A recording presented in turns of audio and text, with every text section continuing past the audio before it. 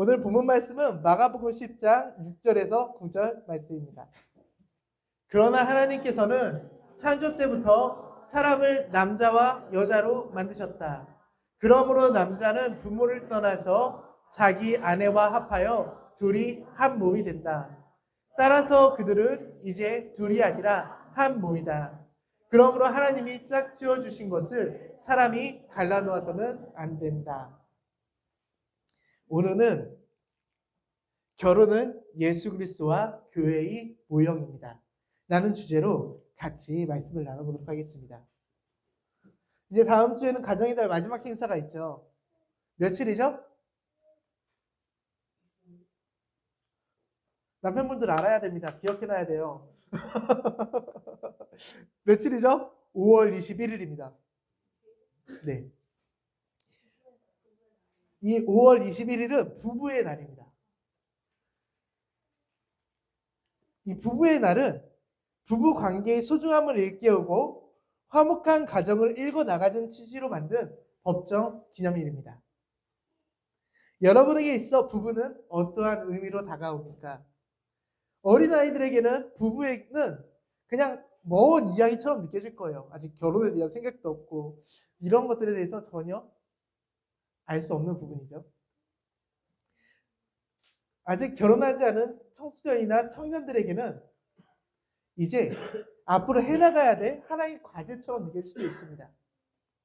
그리고 결혼하신 분들은 부부를 어떻게 생각하며 살아가나요?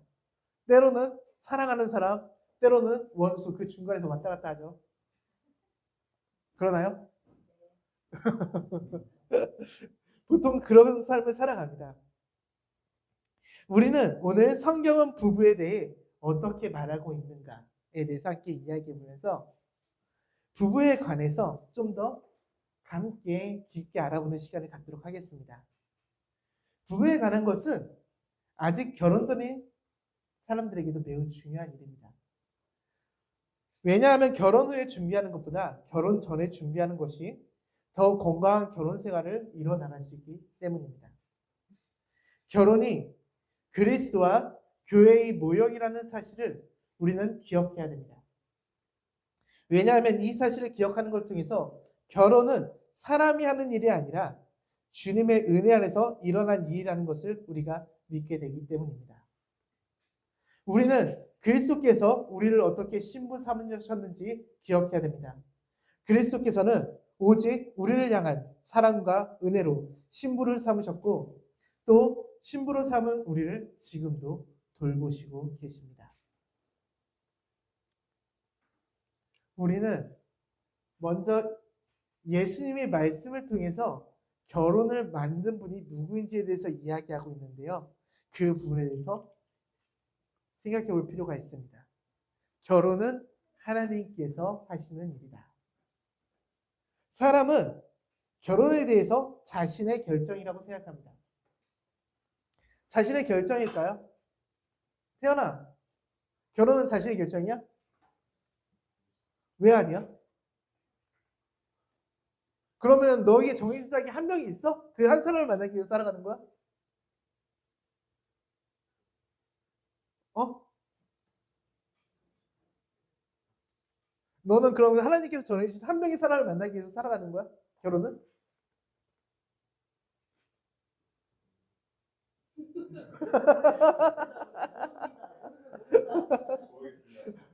유진아! 결혼은 하나님께서 정해주시는 거야? 배우자는? 어. 그러면은 한 명이 아닐 수도 있어? 그러면은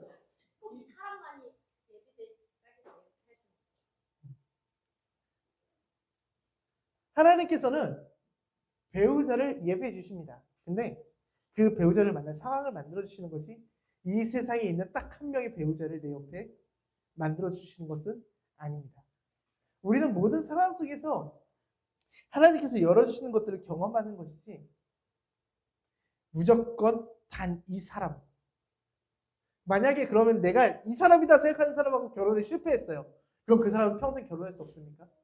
만약 그 사람이 다른 사람과 결혼하면 하나님의 뜻을 저버리는 죄인이 되는 겁니까? 그렇지 않죠. 근데 많은 사람들이 실제로 이렇게 생각해요.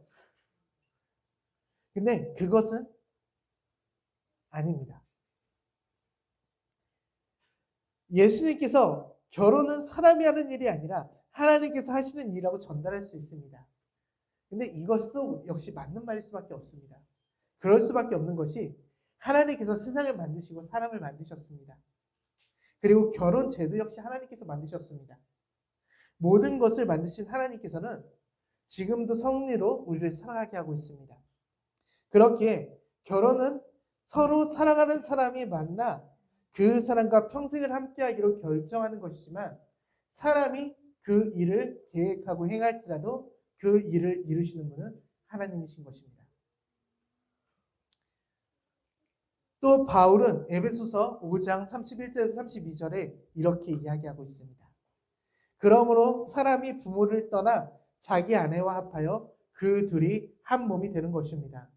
이 비밀은 큽니다. 나는 그리스도와 교회를 두고 이 말을 합니다. 우리가 여기서 주목할 점은 사람이 부모를 떠나 자기 아내와 합하여 한 몸이 되는 것이 그리스도와 교회를 두고 하는 말이에요. 우리는 이 부분에 집중할 수 있어야 됩니다.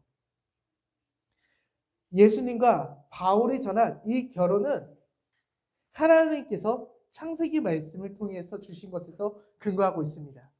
창세기 2장 24절에 보면 그러므로 남자는 아버지와 어머니를 떠나 아내와 결합하여 한 몸을 이루는 것이다.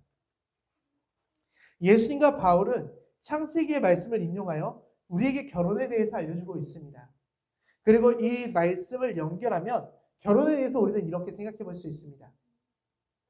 결혼은 사람의 방법이 아닌 하나님의 방법으로 해야 되는 것입니다. 그리고 하나님의 방법은 부모를 떠나 배우자와 합하여 살아가는 것입니다. 그리고 이 결혼은 예수님과 교회를 두고 하는 말입니다. 예수님과 교회인 성도는 서로 한 몸이 될 수 있어야 됩니다.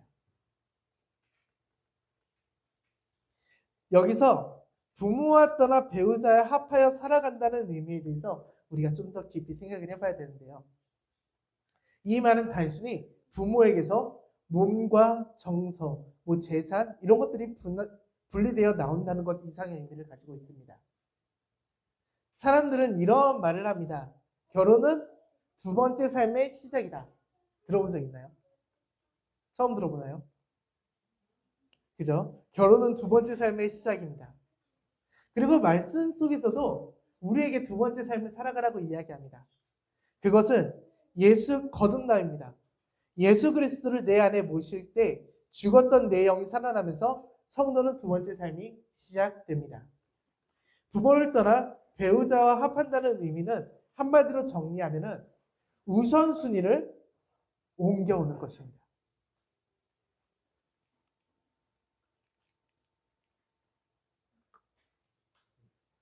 제 결혼 사진입니다. 네, 이 장면을 찾으려고 그랬는데 안 나오더라고요. 그래서 제가 제 결혼 사진을 가져올 수밖에 없었습니다. 좀 부끄럽긴 하지만 결혼식에 보면 신부의 아버지가 신부의 손을 잡고 신랑에게 넘겨줍니다. 근데 이것은 매우 중요한 의미를 담고 있어요. 이 순간을 기점으로 가족 관계에는 변화가 생깁니다. 결혼 전까지 어떠한 일을 결정할 때 가정 안에서 가족 회의를 하죠.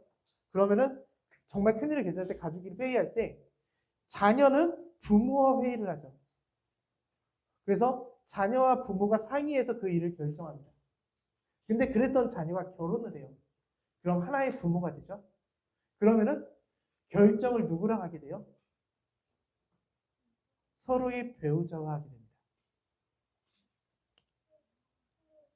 결혼식을 기점으로 결혼한 자녀들은 부모가 아닌 자신이 결혼한 대상, 남편이나 아내와 상의해서 결정하게 되는 것입니다.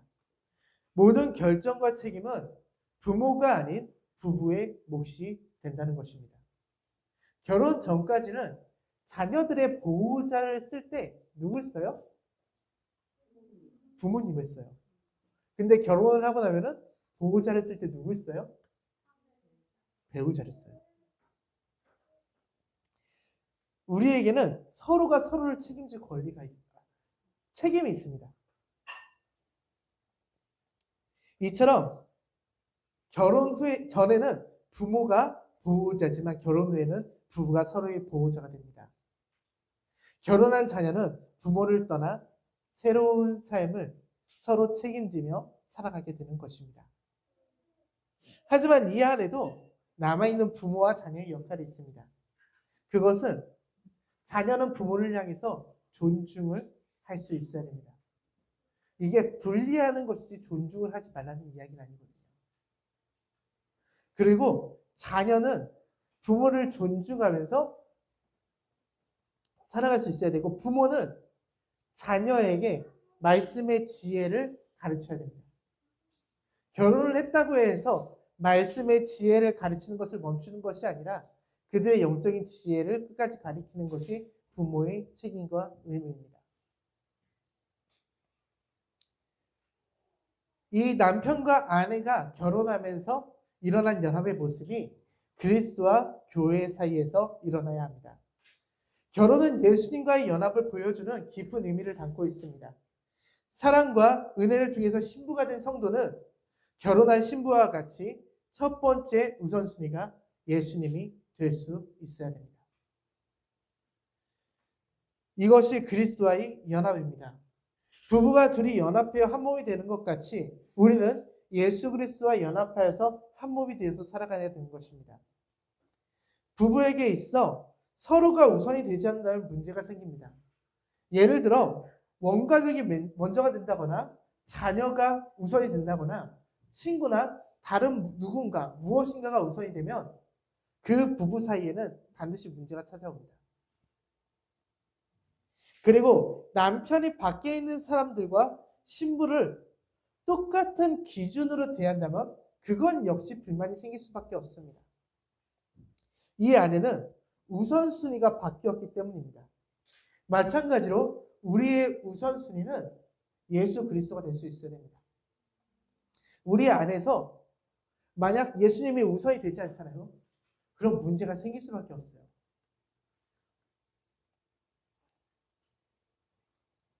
우리의 삶의 우선순위는 예수님이 되어야 되고 예수님 그리스도와 성도인 모형이 부부는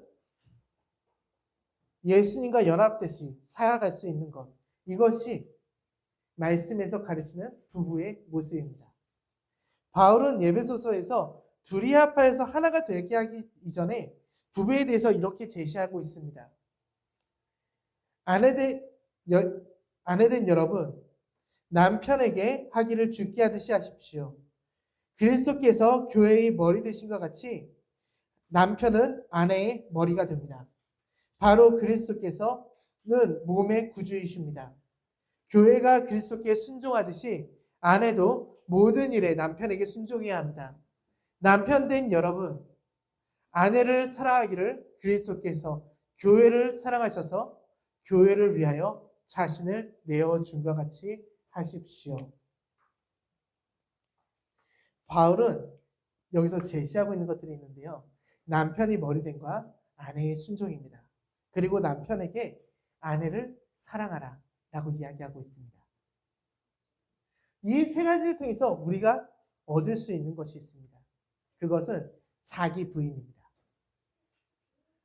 우리가 좀 전에도 언급했듯이 부부의 관계는 그리스도와 교회의 관계를 보여주는 것이라고 했습니다. 우리는 이 부분을 계속해서 기억해야 되는데요. 우리는 신랑 대신 예수님을 머리로 삼고 순종하는 삶을 통해서 이전에 가지고 있던 교만과 죄의 노예로 살아가던 뿌리 깊은 죄의 근성을 버릴 수 있게 됩니다. 그리스도가 십자가상에서 하나님의 진노를 모두 담당하셨죠. 그리고 그것을 통해서 성도의 관계를 회복하셨습니다. 이제 우리는 하나님의 말씀을 믿지 못하고 세상의 것이 최고인 줄 알았던 삶의 가치에서 말씀의 가치가 최고이고 우선적이라는 것을 깨닫고 알아가는 삶으로 옮겨오게 됐습니다. 그리고 이 옮겨오는 과정을 우리는 자기 부인이라고 하는 것입니다. 여러분, 행복한 부부 생활을 위해서 필요한 것이 무엇일까요? 그것은 소통입니다. 올바른 소통을 하기 위해서 꼭 필요한 것은 나와 다름을 인정해 주어야 합니다. 서로가 다른 것을 인정하지 않고 나의 소리만 낸다면 그 소통에는 상처만 쌓이겠죠. 결국 그 안에 남는 것은 상처뿐일 것입니다. 부부가 서로 상처 주지 않고 상처받지 않는 데 필요한 것은 다름을 인정해주고 그 사람 자체를 존중해주는 것입니다. 남자와 여자는 어떻게 다릅니까? 남자와 여자는 사랑으로 이해하고 나보다 약한 존재임을 기억해야 됩니다. 남자는 여자를 사랑으로 이해하고 나보다 약한 존재임을 기억해야 됩니다. 그래서 여자가 힘들지 않도록 더 많은 일을 해야 되는 것이 남자의 역할입니다. 여자는 남편을 머리로 두며 순종하고 따를 수 있어야 됩니다. 남편의 결정을 존중하며 세워주는 역할을 할 수 있어야 됩니다. 여기서 절대적인 조건이 있습니다. 그것은 말씀입니다. 하나님의 말씀의 뜻을 따르기 위해서 순종하고 살아가는데 말씀대로 살고 행하지 않으면서 사랑과 순종만 강요하면 그것은 잘못된 것이죠. 예수님을 생각해 보십시오. 신랑이신 예수님께서는 우리의 머릿돌이 되셨습니다. 또 죽기까지 우리를 사랑하셨습니다. 말씀에서 나오는 남편의 모습을 완벽하게 보여주신 분이 예수 그리스도입니다. 이제 우리가 예수님께 신부의 모습을 보여줘야 될 때입니다. 신부는 남편에게 무엇을 해야 된다고요? 순종, 존중해 줄 수 있어야 되죠. 순종하고 존중해 줄 수 있어야 됩니다. 또 무엇을 해야 되죠? 남편이 아내를 사랑하라고 이야기했지만 그 사랑을 보고 배워서 아내 없이도 남편을 사랑해야 되죠. 하나님께서 성도에게 순종하라고 명령하신 이유가 있습니다. 신랑이신 예수님을 머리 위에 두고 우리가 순종해야 되는 이유는 우리는 결국 죄인이기 때문입니다. 죄인은 스스로 옳다고 여길 수 없습니다. 마치 도둑이 스스로 물건을 훔치고서는 나는 죄인이 아니에요. 물건 훔치는 건 죄가 아니에요. 라고 이야기하는 것과 같습니다. 스스로 죄를 구분하여 생각할 수 없으므로 예수님을 머리로 하여 그분의 생각을 따라가는 것. 이것이 우리 성도가 해야 될 일입니다. 그리고 예수님의 머리된과 같이 가정의 머리된 남편은 예수님과 같이 말씀대로 살아갈 수 있도록 노력하는 삶을 살아가야 됩니다. 남편은 신앙의 기둥이 되어 버텨줘야 됩니다. 이것이 남편의 집안에서 해야 될 역할입니다. 그리고 지붕이 되어서 가정에 들어오는 죄로부터 아내를 막아주고 보호하며 가정을 사랑으로 안아주는 사람이 되어야 됩니다. 근데 여기서 잊지 말아야 될 사실이 있습니다. 사람은 무엇이라고요? 죄인이라고요. 죄인이기 때문에 남편도 죄인이라는 사실을 잊지 말아야 됩니다. 그래서 아무리 신앙적으로 훌륭한 남편도 죄의 방향으로 갈 수 있다는 사실을 기억해야 됩니다. 그래서 남편이 말씀적으로 행하지 못하는 부분이 있다고 해서 그것에 대해서 실망하고 좌절하는 것이 아니라 아내는 그때 필요한 것이 용서와 용납입니다. 예수님께서 우리를 용서하시고 용납하셨던 것처럼 아내는 남편을 용납하고 용서할 수 있어야 됩니다. 남편이 말씀이 아닌 다른 방향으로 갈 때 돕는 배필인 아내는 남편이 말씀대로 살아갈 수 있도록 도울 수 있어야 됩니다. 그리고 이 도울 때 절대로 빠지지 말아야 될 것이 있어요. 그것은 존중입니다. 존중이 없는 배려와 가르침은 사람의 기분을 무조건 상하게 할 수밖에 없어요.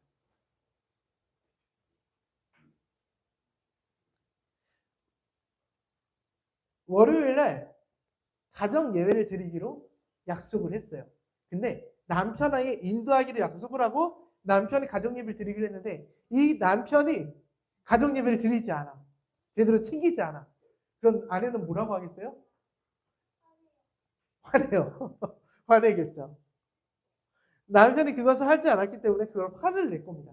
만약 자신이 이렇게 했으면은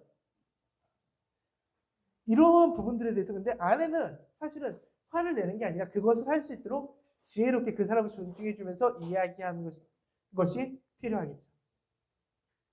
어떻게 이야기하면 좋을까요?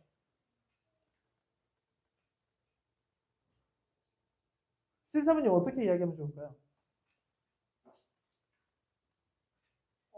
일단 저 같으면 남편의 상황이 한번 돌고 뭐 남의 상황이 어떤지.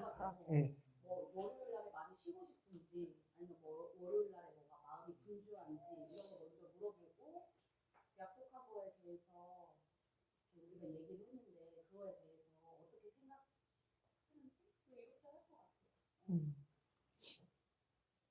저런 부분도 좋은 것 같아요. 이면수 자매님 어떻게 하시겠어요?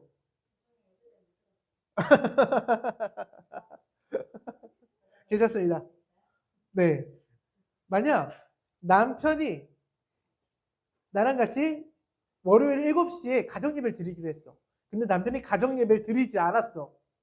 그럼 남편에게 어떻게 이야기하시겠어요? 아니, 상황이 그렇다고요. 이렇게 직접적으로 그렇게 하지 말고 이거 가정이잖아요. 이런 가정을 내가 들면 안 된다?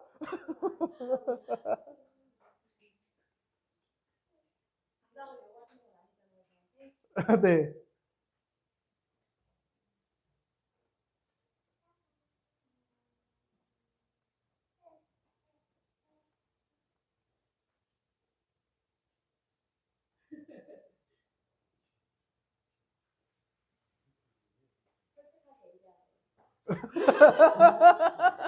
네, 필요 없이 그냥 얘기하십시오. 예배드리기로 하면 아니야?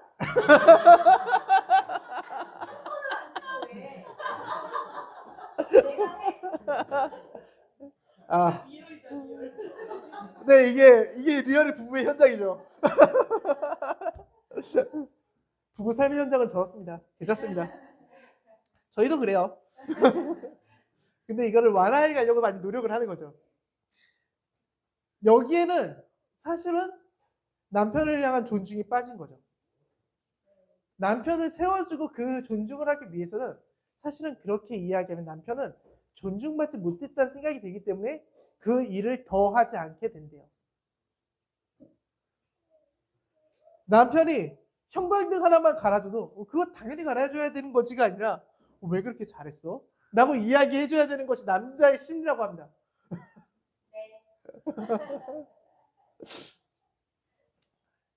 그래서 사람을 존중하고 배려하면서 우리가 이야기하는 법을 연습을 해야 돼요. 그것이 행복한 부부 생활에 반드시 필요한 것입니다. 그리고 그것은 말씀을 지키는 것이기도 해요. 내가 하나님과의 관계를 위해서라도 우리는 존중하고 배려하는 것을 연습할 수 있어야 됩니다. 그리고 사랑하는 것을 연습할 수 있어야 됩니다. 이 과정은 남편과 아내의 지위를 나타내는 개념이 아니에요. 우리는 앞에서 이끄는 사람이다라고 하면은 이 리더에 대해서 어떠한 관점을 갖고 있냐면 높은 자리라고 생각을 합니다. 가정에서 남편이 리더가 된다고 해서 남편이 높은 자리에 있는 것이 아닙니다. 리더는 존중받을 수 있지만 그렇다고 그 자리 자체가 높은 건 아니라는 거예요. 이거에 대해서 예수님에 대해 생각해 보면 알 수 있어요. 예수님은 높으신 분이잖아요. 이끄신 분이잖아요. 근데 그 예수님께서 어떻게 하셨어요? 가장 겸손한 모습으로 오셨어요. 예수님을 우리는 겸손의 왕이라고 불러요. 즉 남편은 겸손해야 돼요. 존중을 받지만 겸손한 모습을 보여주는 우리가 되어야 됩니다. 모든 은사는 동등해요. 그 동등한 은사 속에서 예수님께서 스스로 낮아지고 겸손한 삶을 살아갔던 것처럼 스스로 낮아지며 겸손한 삶을 살아가는 것, 그것이 우리가 되어야 됩니다.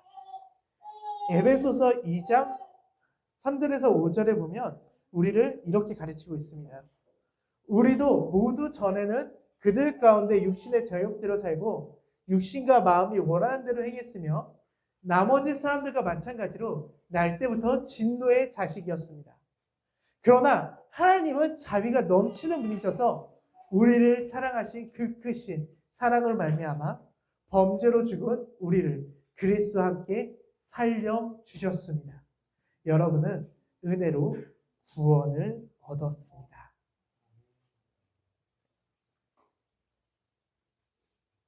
우리는 본질상 누구의 자녀라고요?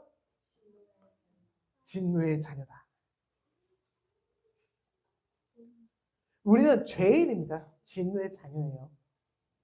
이 사실을 나와 배우자에게 적용할 때 존중하고 배려하고 사랑하는 것이 조금 더 쉬워질 수 있어요. 예수님이 신랑이 되기 전까지 우리는 진노의 자녀였습니다. 그리고 이 진노의 자녀가 살아가는 것은 삶의 육신의 정욕대로 사는 삶이었다라고 이야기하고 있습니다. 여기서 말하는 정욕은 쾌락을 추구하는 무절제하고 감각적인 욕망이라고 이야기합니다. 어렵죠? 이렇게 이야기하면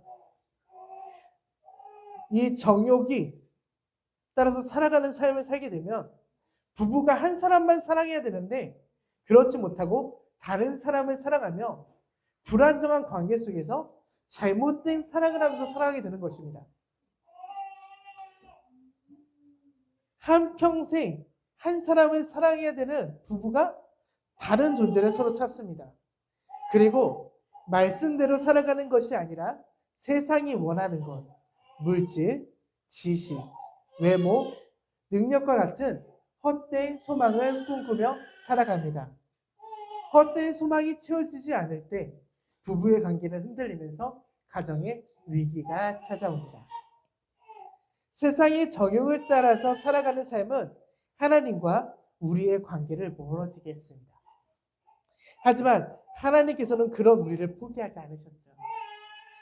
포기하지 않은 사랑과 은혜는 예수의 십자가 사역으로 이어졌으며 십자가의 복음은 하나님과 멀어진 우리의 사이를 가깝게 만들어주셨습니다. 우리는 이 과정을 구원이라고 이야기합니다. 구원은 그리고 자기 부인을 통해서 이루어집니다. 자신의 물질, 지식, 외모, 능력, 성적인 욕망을 채우기 위한 욕심, 자아중심적인 생각, 이기적인 본성을 내려놓고 하나님 뜻에 순종하는 것이 자기 부인입니다. 자기 부인은 내 힘으로 이루어지는 것이 아니라는 사실을 기억해야 됩니다. 예수 그리스도와 연합하는 것을 통해서 주님을 신랑으로 맞이하고 내가 신부된 삶을 살아갈 때 이루어질 수 있습니다. 우리는 십자가를 바라봐야 됩니다. 결혼에는 주님의 사랑과 은혜의 모형이 담겨져 있어야 합니다. 이 십자가의 사랑과 은혜가 담겨 있어야 돼요. 오직 성도를 바라보며 십자가를 통해 이루신 사랑처럼 결혼한 부부는 세상 다른 그 누구도 바라보지 않고 서로를 평생 동안 죽을 때까지 사랑해야 됩니다. 우리나라는 한 남자와 한 여자가 만나 결혼하게 되어 있지만 다른 나라에서는 한 남자와 여러 여자가 결혼하기도 하고요. 한 여자가 여러 남자와 결혼하기도 합니다. 또 자신의 정욕을 위해 잘못된 만남을 가지는 사람들도 있습니다. 이것은 하나님의 뜻과 다른 삶을 살아가는 것입니다.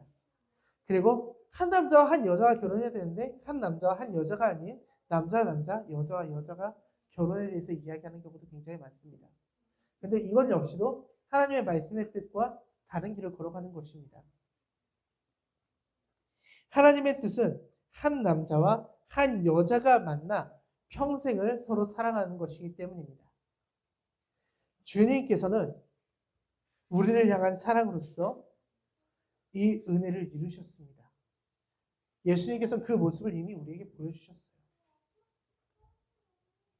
그리고 부부는 말씀과 다른 세상의 소망을 두고 살아가는 것이 아니라 말씀을 기준으로 소망을 두고 살아가야 됩니다. 세상의 모든 것은 헛되다고 이야기합니다.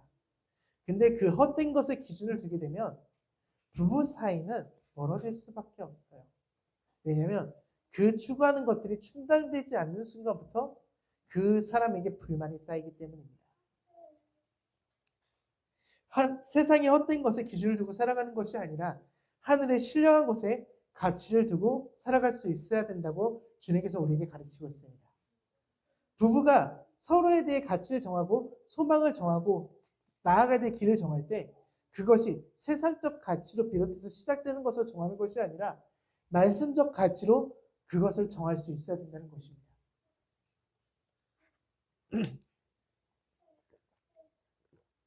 부부가 지켜야 될 것은 오직 말씀의 가치입니다.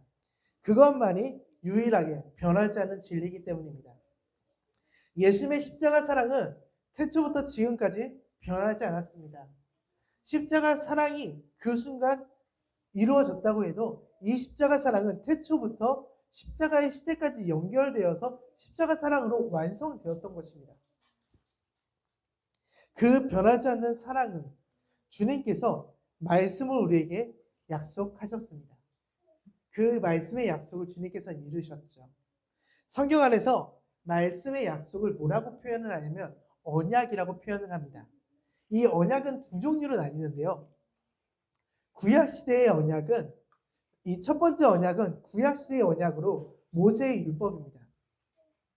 쉽게 생각하면 십계명이에요. 이 십계명은 어디에 쓰여졌어요?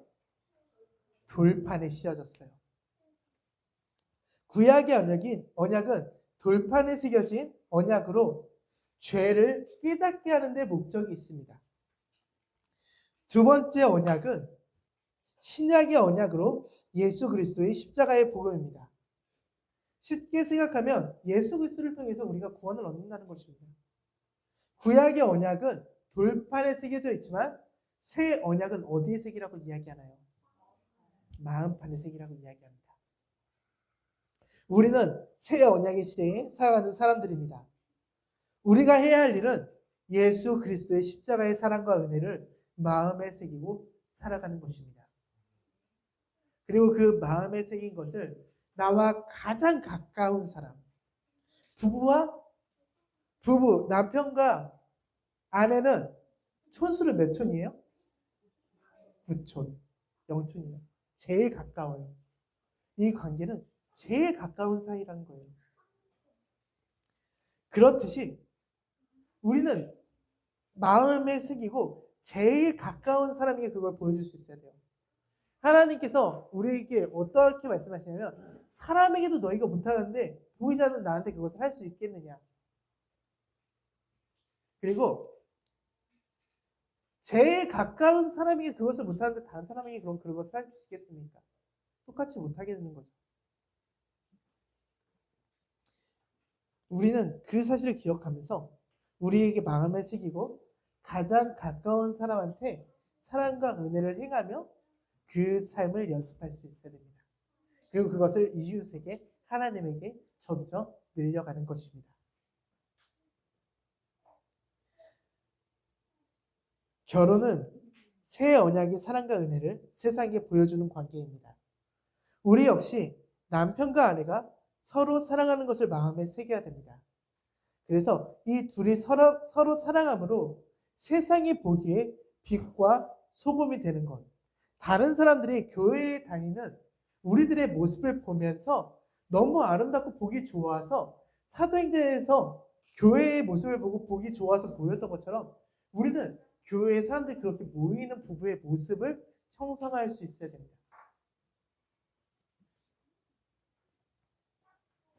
사람이 서로에 대한 사랑과 서로에게 주는 은혜를 잊으면 어떠한 일이 벌어지냐면 서로 미워하고 다투게 되죠.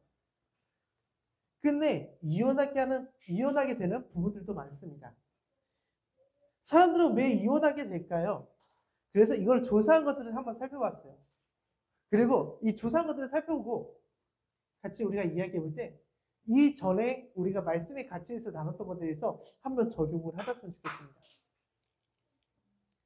사람들이 이혼을 하는 이유는요.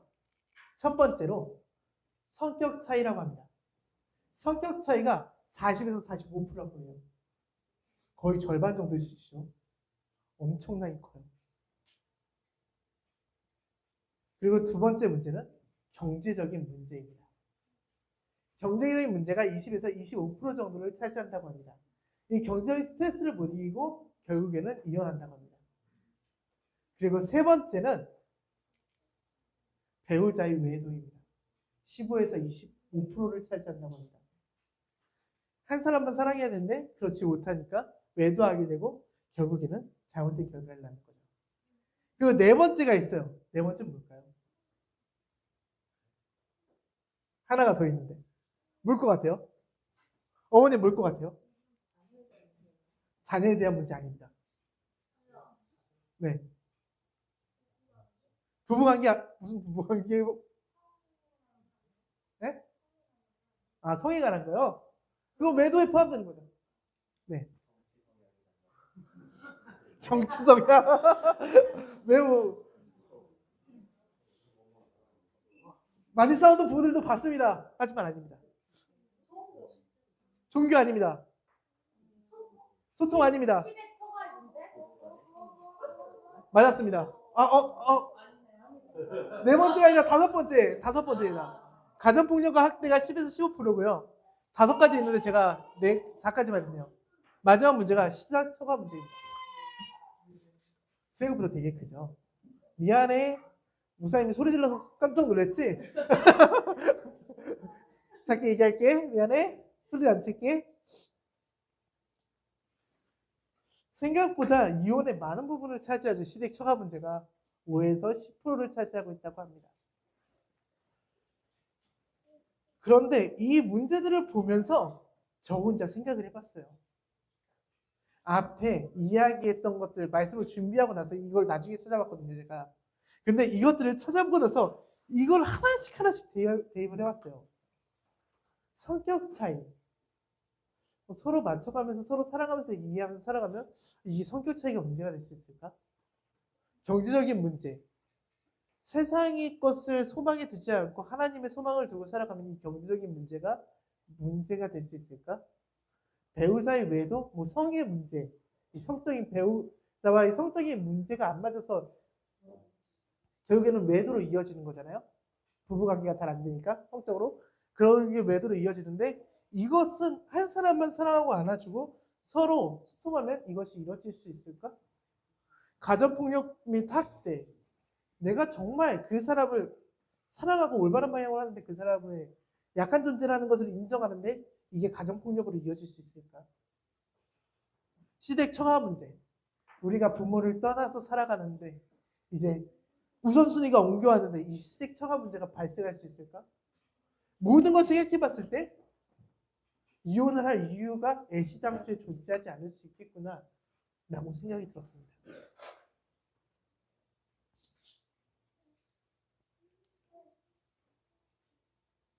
서로의 다름을 인정하고 서로 맞춰가며 경제적인 부분을 함께 의논하고 해결하며 하늘의 소망을 가지고 하늘나라에 사는 것을 생각하며 한 사람만을 사랑하면서 자기보다 약한 존재를 인식하고 품어주고 원가정부터 건강하게 분리되지면 이 모든 문제 생기지 않을 수 있는 문제인 거예요.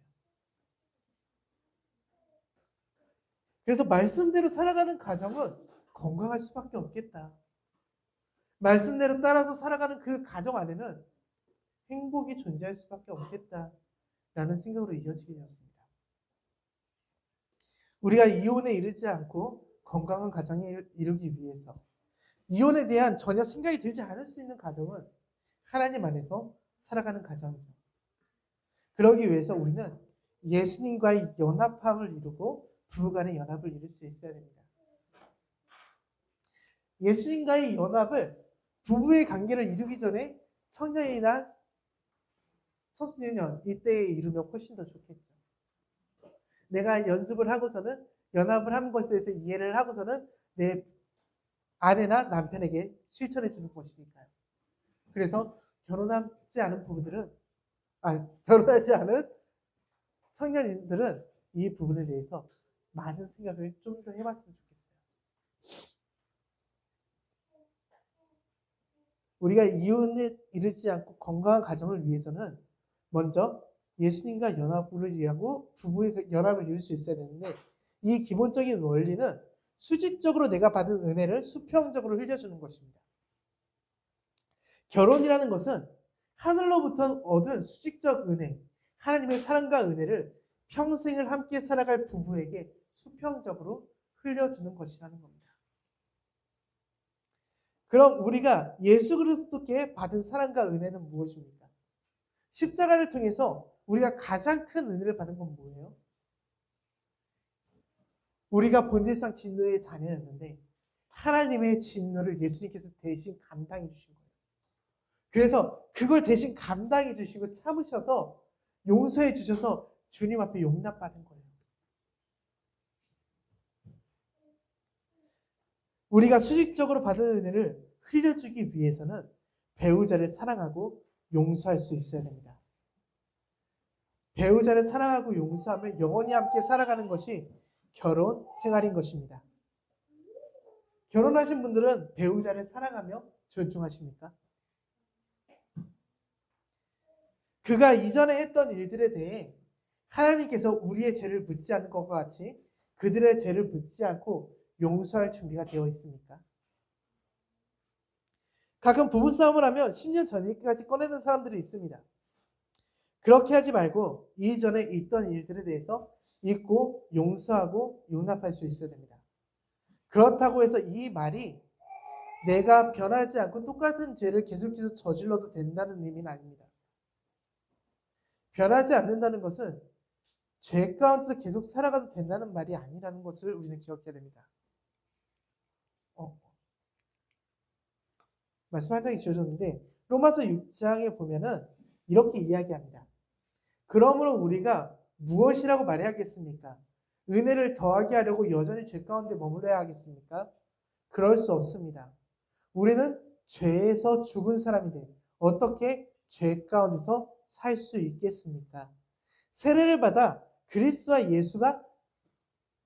예수와 하나가 된 우리는 모두가 세례를 받을 때 그와 함께 죽었다는 것을 알지 못합니다. 이미 죄에 대해서 죽은 자가 되었기 때문에 우리는 더 이상 죄 가운데서 살아가면 안 된다는 것을 표현하고 있는 것이죠. 예수님과 연합의 모형인 가정에서 은혜를 얻기 위해서 또 그 용서를 통해 사랑을 느끼기 위해서 우리가 죄 가운데 머물러서는 안 될 것입니다. 우리가 그리스도인의 신부가 되었다면 죄 가운데서 머무는 것이 아니라 우리는 새 사람으로 다시 태어나야 되는 것이기 때문입니다. 결혼은 제2의 인생의 시작이라고 했잖아요.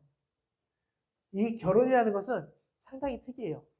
20년에서 30년 동안 전혀 모르던 사람들이 만나서 결혼을 하는 거잖아요. 그럼 서로의 다른 모습이 너무나 많겠죠. 그 다른 모습들을 모두 버리고 결혼하면 좋겠는데 사람들은 그렇지 않아요. 다른 부분에서 잘못된 부분들을 버리지 못하고 죄를 끌고 같이 결혼을 합니다. 그럼 남편과 아내는 서로가 서로에게 이야기하면서 서로를 만들어가는 관계예요. 남편은 아내를 육아하는 거고요. 아내는 남편을 육아하는 거예요. 우리는 새롭게 태어나서 그때부터 새로운 것들을 만들어가면서 정립해가는 관계가 되어야 됩니다. 그리고 이 과정을 이룰 때 제일 중요한 건 그 안에 반드시 사랑이 존재해야 된다는 것입니다. 하나님께서 우리를 사랑하신 것 같이 사랑할 수 있어야 돼요. 호세아 말씀은 하나님께서 우리를 얼마나 사랑하고 있는지 되게 잘 보여주고 있는 말씀이고요. 그러면 이게 십자가 사랑까지 이어집니다. 호세아 3장 1절에 보면 주님께서 나에게 또 말씀하셨다. 너는 다시 가서 다른 남자의 사랑을 받고 음녀가 된 그 여인을 사랑하여라. 이스라엘 자손이 다른 신들에게 돌아가서 검부들을 넣은 빵을 좋아하더라도 나 주가 그들을 사랑하는 것처럼 너도 그 여인을 사랑하여라. 주님께서 그들을 사랑하신 것 같이 너는 그 여인을 사랑하라고 말합니다. 그리고 그 뒤에 주님께서 어떠한 마음으로 우리를 사랑하셨는지에 대해서 말씀하고 계신데요. 호세아 11장 8절에서 9절에 보면 에브라임아 내가 어찌 너를 버리겠느냐 이스라엘아 내가 어찌 너를 원수의 손에 넘기겠느냐? 내가 어찌 너를 아드마처럼 버리며 내가 어찌 너를 스보임처럼 만들겠느냐? 너를 버리려고 하여도 나의 마음이 허락하지 않는구나. 너를 불쌍히 여기는 애정이 나의 속에서 불길처럼 강하게 치솟는구나. 아무리 화가 나도 화나는 대로 할 수 없구나. 내가 다시는 에브라임을 멸망시키지 않겠다. 나는 하나님이요 사람이 아니다. 나는 너희 가운데 있는 거룩한 하나님이다. 나는 너희를 위협하러 온 것이 아니다. 하나님께서는 우리를 버리지 못하고 끝내 값을 지불하고 우리를 바로 부르셨습니다. 하나님을 외면하고 부인하고 우상을 섬겼던 우리들을요. 하나님을 2000년 동안 외면했는데 2000년 동안 하나님이 아닌 다른 신들을 섬기면서 누룩이 없는 빵을 먹으면서 나를 기념하고 기억하라 그랬는데 건포도를 넣은 빵을 먹으면서 누룩을 넣은 빵을 먹으면서 하나님의 말씀과 전혀 다른 삶을 살았는데 나는 너를 사랑한다고 이야기합니다. 그렇게 하신 이유는 그 안에 애정이 불길처럼 강하게 치솟기 때문이라 라고 우리에게 이야기하고 있어요. 하나님의 사랑을 막을 수 없었습니다. 하지만 공의로운 속성을 가진 하나님께서는 사람의 죄의 값을 치르게 해야 됐어요. 사람에 따라 바뀔 수 있는 마음은 그 누구도 믿지 않을 것입니다. 공정한 법이 있어야 되죠.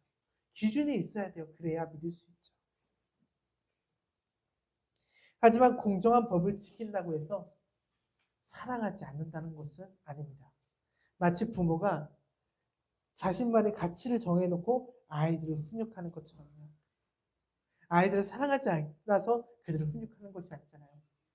그들을 너무나 사랑하기 때문에 아이들을 훈육하는 거잖아요. 호세아 14장 4절을 보면 이렇게 이야기해요. 내가 그들의 반역하는 병을 고쳐주고 기꺼이 그들을 사랑하겠다. 그들에게 품었던 나의 분노가 이제는 다 풀렸다. 하나님은 우리가 말하는 죄를 뭐라고 표현을 하냐면 반역하는 병이라고 표현합니다. 결국에 죄는 하나님의 말씀을 따르지 않는 것을 의미하는 거잖아요. 그것을 반역이라고 표현을 했어요. 이 반역하는 병은 우리가 죄 가운데 살아가면서 진노의 자녀로서 가지고 태어나는 속성이에요. 근데 이것을 고쳐주겠대요. 무엇을 통해서요? 그들의 사랑을 통해서. 내가 사랑하면서 그 사랑을 통해서 내가 그걸 실행해 줄게. 그리고 그것은 십자가의 사랑으로 완성시켰습니다. 그리고 그 십자가의 사랑을 통해서 이루어졌을 때, 그들의 사랑을 나타냈을 때 그들에게 품었던 나의 분노가 이제는 다 풀렸다라고 주님께서 이야기하고 있습니다.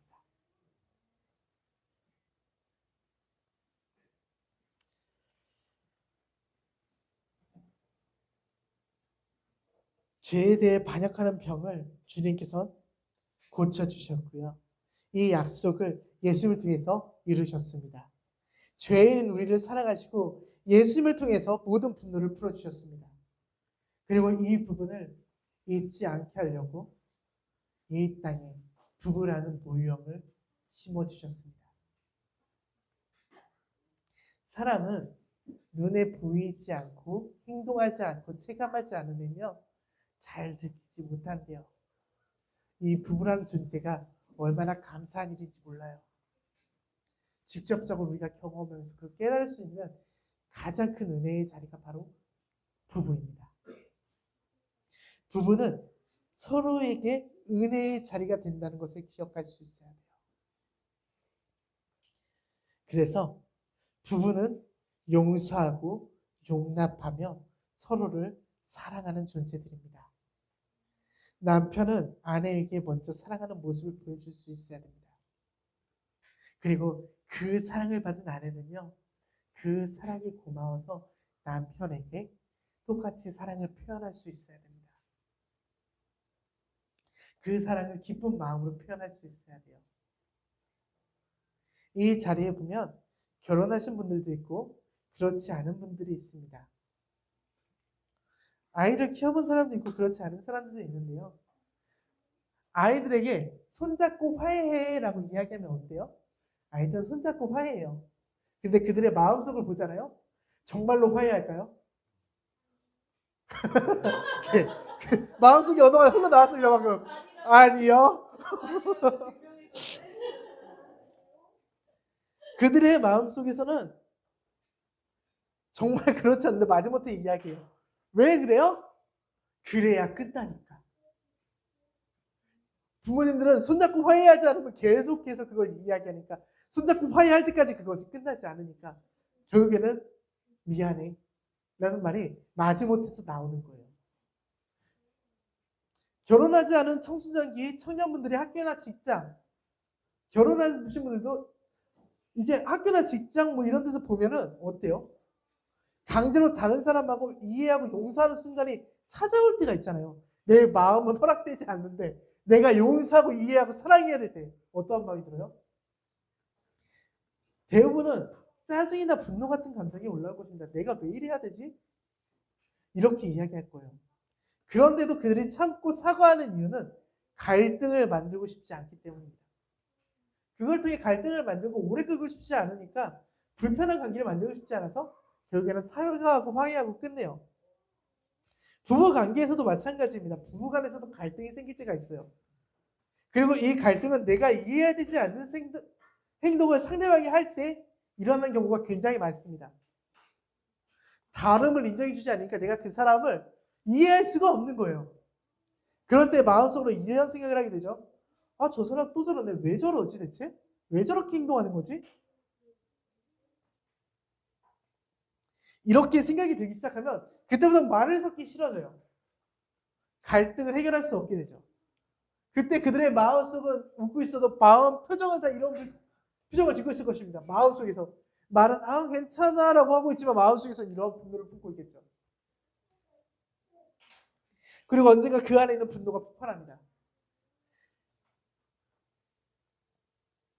그래서 결혼을 하기 전이나 결혼한 후 우리가 해야 될 일이 있습니다. 하나님이 정해주신 부부의 모습이 무엇인지 아는 것입니다. 부부란 관계는 아까 이야기했듯이 늘 특별하죠. 20년, 30년을 전혀 모르는 사람이 사랑으로는 이름으로써 그때부터 함께 살아가는 거잖아요. 이전에 살아오던 나의 모습, 나의 습관, 나의 모든 것들을 가지고 서로 결혼을 싹쳐지는 거잖아요. 두 분의 가정의 문화가 전혀 달랐고요. 이 가정의 문화를 이해할 수 없었죠. 그 사람들이 만나 결혼하는 거잖아요. 그렇기 때문에 서로가 다르다는 것을 인정할 수 있어야 돼요.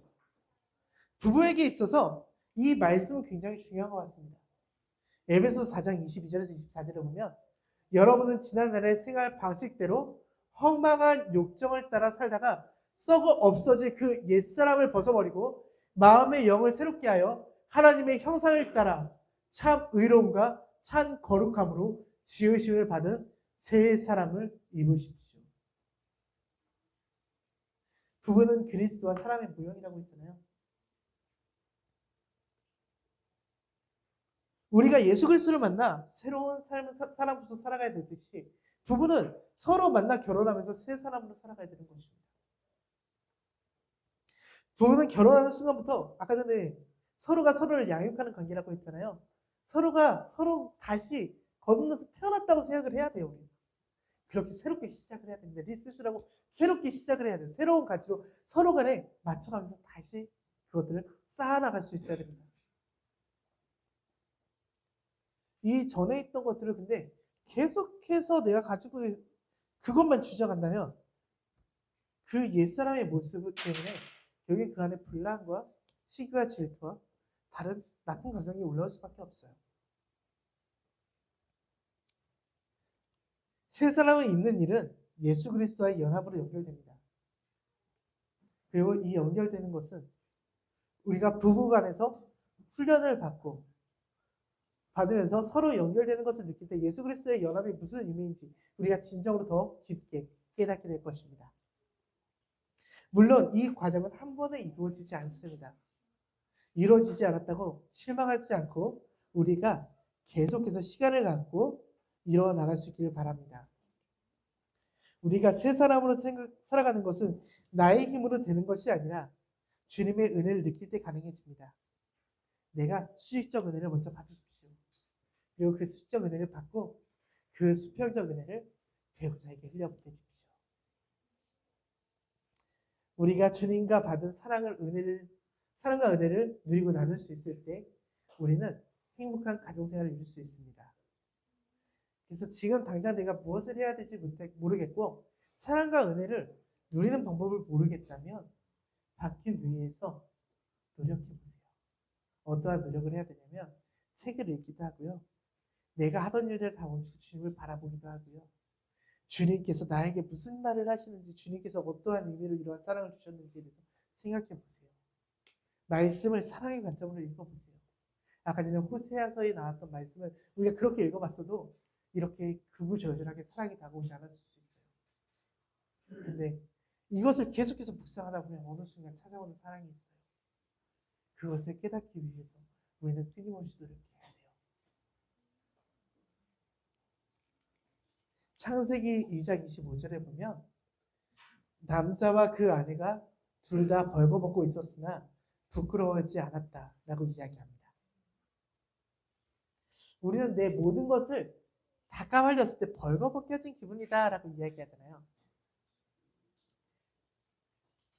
우리는 내 모든 것을 보여주어도 부끄러워하지 않은 관계가 부부의 관계가 되어야 됩니다. 부부의 관계는 서로 실존하게 하나님이고 내 안에 있는 것들을 다 보여줘도 서로 부끄럽지 않아야 돼요. 그래서 창피하지 않아야 돼요. 그러한 관계가 우리 부부의 관계가 되어서 함께 건강하고 행복한 부부의 삶을 살아갈 수 있기를 축복합니다. 그래서 우리가 이러한 부분들을 생각하면서 함께 나누길 바라는 부분이 있습니다. 내가 생각하는 존중은 무엇인가? 그리고 내가 생각하는 사랑은 무엇인가? 내가 생각하는 연합은 무엇인가? 마지막으로 나는 예수님과 연합하여 살아가는 사람인가? 이 네 가지에 대해서 함께 생각해보고 2부 나눔을 통해서 우리가 남자, 여자 또 부부에 대해서 이해할 수 있는 시간을 가질 수 있기를 소망합니다.